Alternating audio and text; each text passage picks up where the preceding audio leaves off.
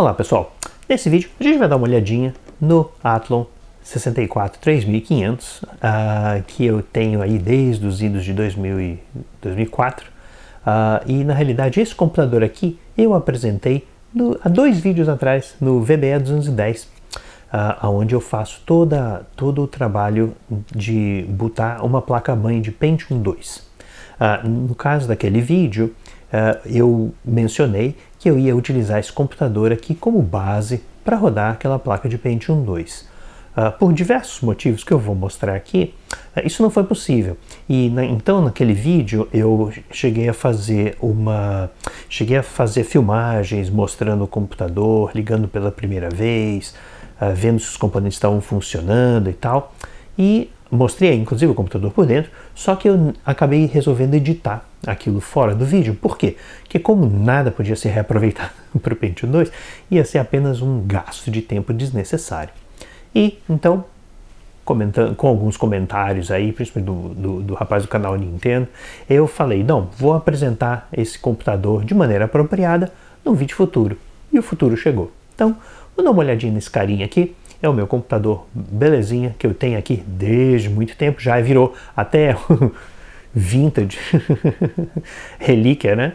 A antiguidade, porque fez 20 anos esse ano, né? Foi comprado em 2024. Então vamos dar uma olhadinha nesse carinha, ver como ele está rodando bem, o que ele está rodando e dar uma olhadinha por dentro em todos os seus componentes. Vocês gostam de computação, e computação antiga principalmente, vocês vão gostar disso daqui.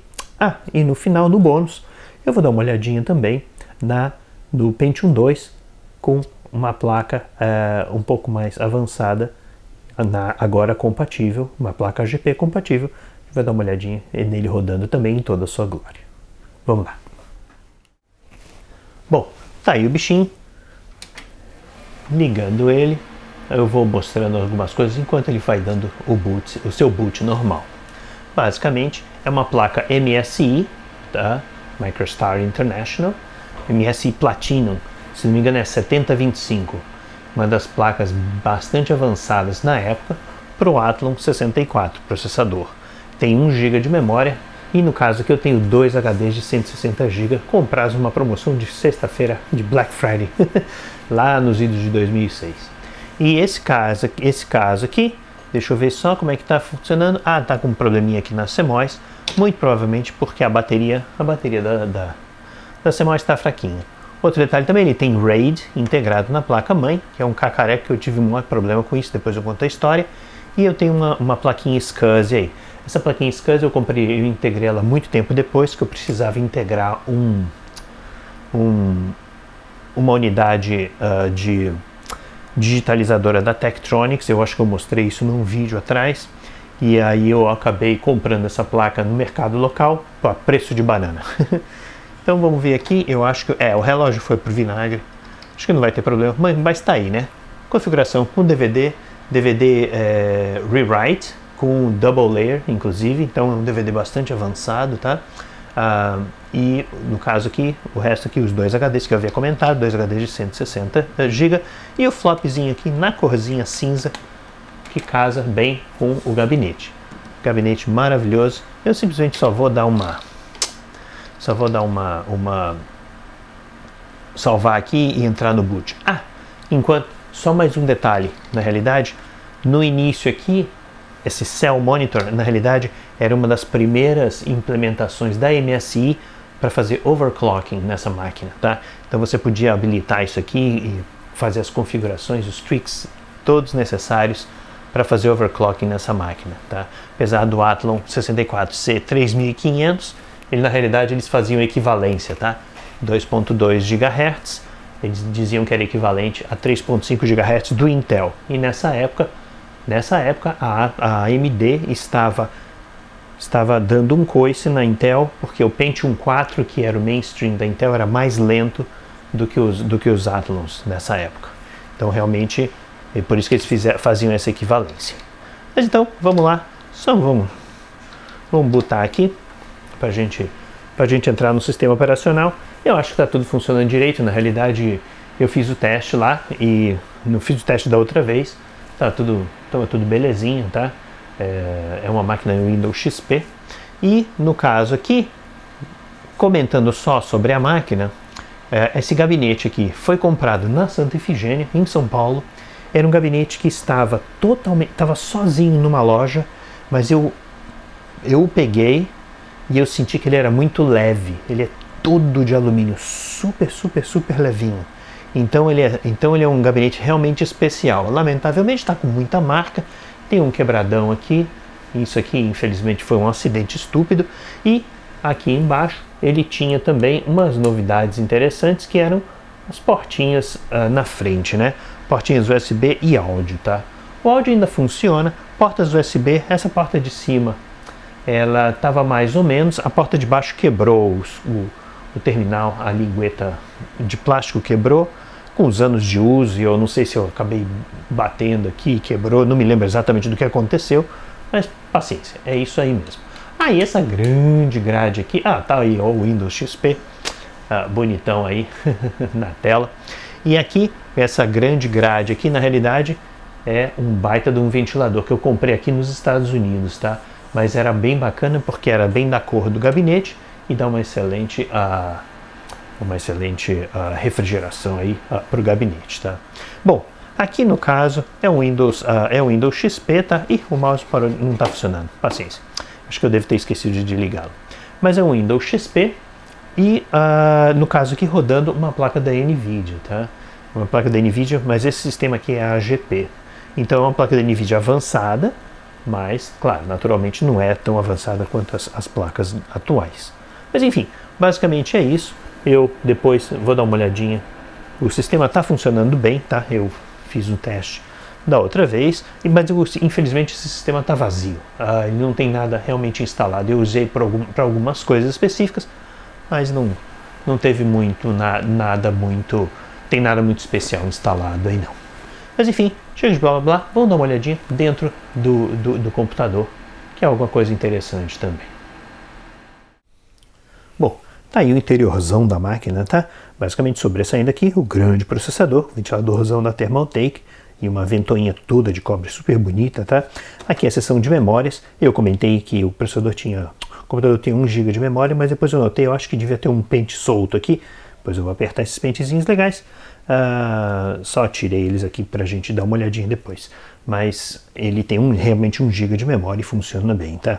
Tá aqui a parte de fonte, a parte frontal do computador, né? E o resto aqui da placa-mãe com os barramentos de expansão aqui. Ela é principalmente uma placa PCI com um slot AGP, uma configuração bastante comum para o início dos anos 2000, tá? Então só olhando aqui os componentes, né? Já havia comentado, tá aqui o grande ventilador da Thermaltake.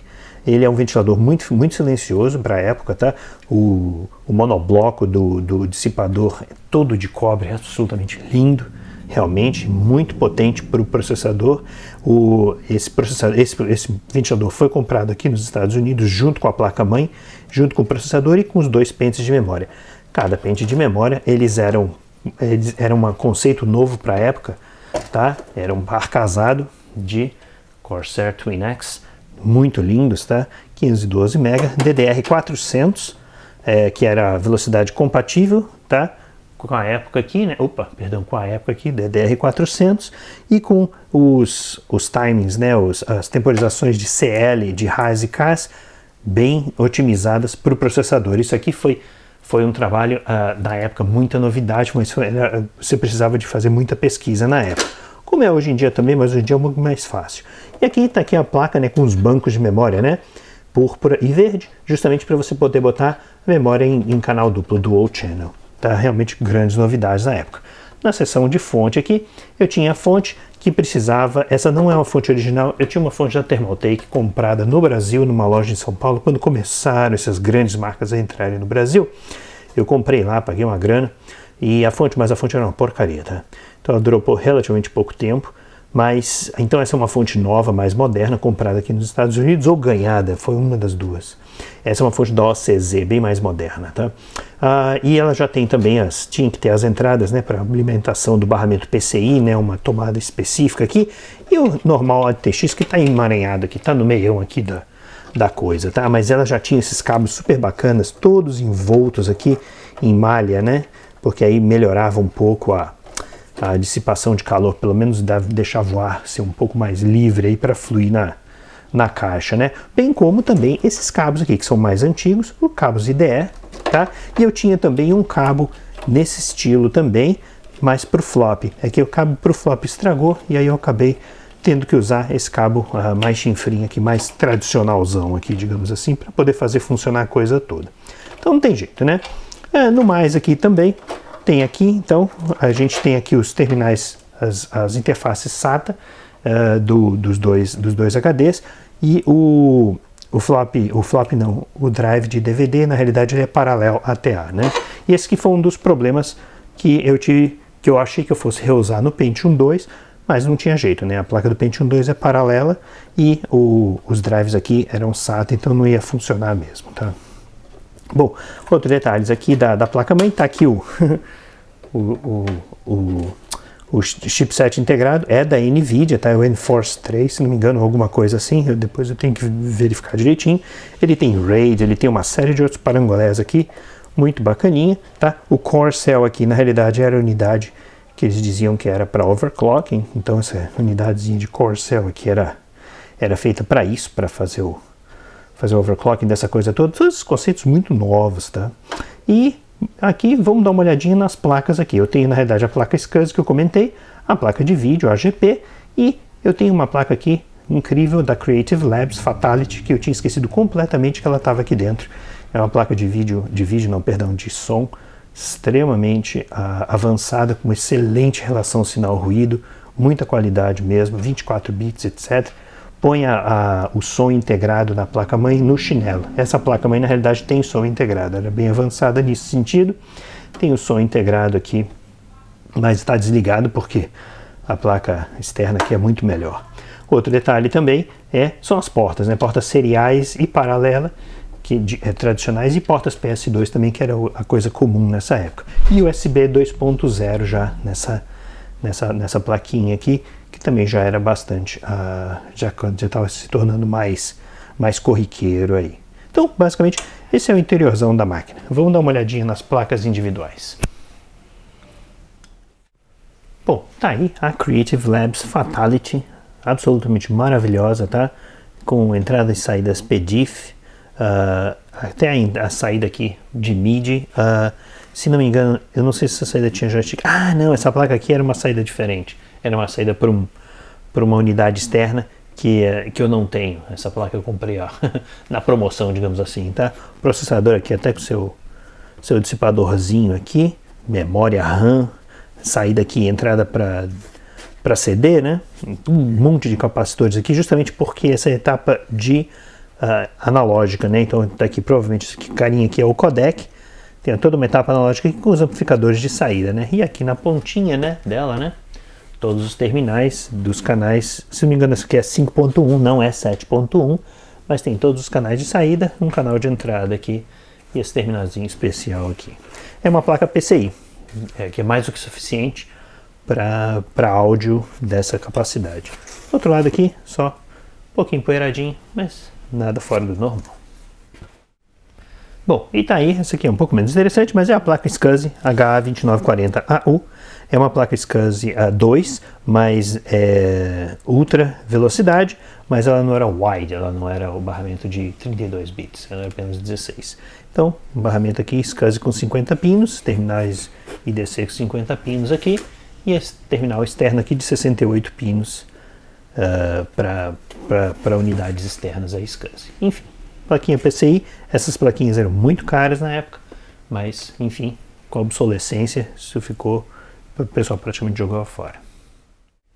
Bom, e por fim aqui, de placas de expansão, é a PNY Verto 6800, é a NVIDIA, né, GeForce 6800 GS, tá? Não é a placa mais avançada da época, mas era que estava em excelente preço quando eu comprei essa. Eu tenho uma outra que sequer ventilador tem, ela é super silenciosa, é 6200, e eu tenho algumas outras aí que são menos potentes, digamos assim, tá? Mas, enfim, barramentão aqui AGP, acho super bacana o barramento AGP, em contraste com o PCI e PCI Express, é que ele tem conexões tanto embaixo quanto em cima, né? O conector é bastante especializado aí. A diferença aqui é que esse notch, né, essa fenda aqui, ela é específica para placas de 1.5 volts de interface. E o Pentium 2, ele tem uma fenda nesse outro lado aqui, que justamente são placas para 3,3 volts. Então por isso que ela é totalmente incompatível. Mas no mais, aqui era uma placa bastante avançada para a época, tá? Baita dissipadores aqui, os reguladores de tensão, capacitores sólidos. Então essa placa aqui realmente para se detonar precisa de realmente muito problema aí. Mas enfim, placa absolutamente fantástica, fascinante aí, super avançada para a época. Realmente, muito feliz quando eu a comprei. Isso aqui foi uma aquisição bem posterior, tá? A placa original nem sei se eu ainda tenho. Bom, e aí sem as placas dá para ter uma visão um pouco mais detalhada do interior, né? Então aqui os grandes barramentos PCI, nunca soube por que esse cara aqui era laranja, tá? O manual nunca fala nada. Tá aqui a 2032 que vai ter que ser trocada, tá? Tem aqui o AGP, o grandão, barramentão AGP aqui. E aqui tem duas portas SATA, ele tinha várias portas SATA espalhadas aí no interior desse carinha. Tem dois portas SATA aqui. Aí a gente vai andando aqui no processador, só no detalhe das portas traseiras, né? O processador e os pentes de memória aqui super bacanas. 2 canais, né? Tirei também um pouco os cabos do meio. E tá aqui o chipset, que fazia todo o trabalho aí, o chipset junto com todo o resto aqui, com Corcel. E aqui ó, a BIOS, né? Tá aqui. E aqui mais 2 canais SATA, belezinha aqui. E aqui todas as conexões para o painel central. Bom, agora espetar essas benditas memórias de volta, mas tem que espetar bem. Acho que uma delas devia estar meio fora dos esquadros aí. E depois só botar as placas direitinho e correr para o abraço para fazer para testar de novo. Eu vou retestar só para ter certeza de que os 1 GB estão nos trinques mesmo. Bom, essa aqui encaixou, essa outra encaixou, tá tudo, parece bem firmão. Agora eu vou botar as placas e vou religar só para testar. Bom pessoal, só o teste final, só para constar aqui, tá aí 1 GB de memória, DDR400 Dual Channel, 128 bits, maravilha. O computador voltou a funcionar, belezinha. É isso aí. Agora, ficamos por aqui nesse Athlon e eu vou só mostrar os detalhes finais do Pentium 2 para fazer ele ter uma configuração mais decente do que a anterior que eu deixei no vídeo VBE 210. Vamos lá. Bom, agora vamos dar uma olhadinha no Pentium 2. Pentium 2, o resto mais do mesmo, a exceção aqui de 2 plaquinhas de vídeo. A diferença é a seguinte, o problema é o seguinte, a placa da Trident, a TVGA 9000, ela era, além de ser ISA, que era muito lenta, né? Ela só tinha drivers até o Windows NT 3.5. Então realmente totalmente incompatíveis com o Windows 2000 e por aí afora. Então realmente não dava para usar ela em nenhuma capacidade, tá? Ela sempre fazia o padrão de VGA 16 cores, 640 por 480. Então realmente não dava muito para fazer muita coisa. Então a solução era ou placas PCI ou placas AGP. Nesse caso aqui, consegui 2 placas AGP, justamente porque só para fazer os testes, porque eu não tinha certeza se elas realmente iam funcionar ou não. Mas está aqui as duas aqui, eu vou botar no detalhe, mas estão aqui as duas empilhadinhas aqui, a ATI e a NVIDIA. Já a ATI aqui, na realidade, se vocês não reconhecem o nome, a ATI hoje em dia é a AMD. A AMD comprou a ATI, se não me engano, em 2010, alguma coisa assim, tá? Mas a ATI era uma poderosíssima, ainda é, né? Uma poderosíssima fabricante de placas de vídeo. Vou botar a foto aí no detalhe, só para vocês verem direitinho. É uma placa AGP com 32 MB de memória, aliás, ambas têm, tá? E o processador é um RAID 128 Ultra. Ele acessa as memórias RAM aqui, externas, com 64 bits de barramento, o que é uma das limitações dela, mas ela tem uma boa performance comparada com placas mais ou menos contemporâneas a ela, tá? Era a resposta da TI ao que? A ameaça da NVIDIA. Só que a NVIDIA, mais ou menos ao mesmo tempo, um pouquinho depois, ela veio com a placa dela, a GeForce 2. A GeForce 2 MX, na realidade, ela era uma placa mais avançada que a TI, e tinha aceleração 3D um pouco melhor e tal, e as memórias rodam a 128 bits, tá? Então o dobro do barramento. Então ambas as placas são AGP, né? Eu havia comentado aqui da questão do notch, né? Do chanfro aqui, que é compatível com 1.5 volts, mas no mais ambas as placas funcionam muito bem.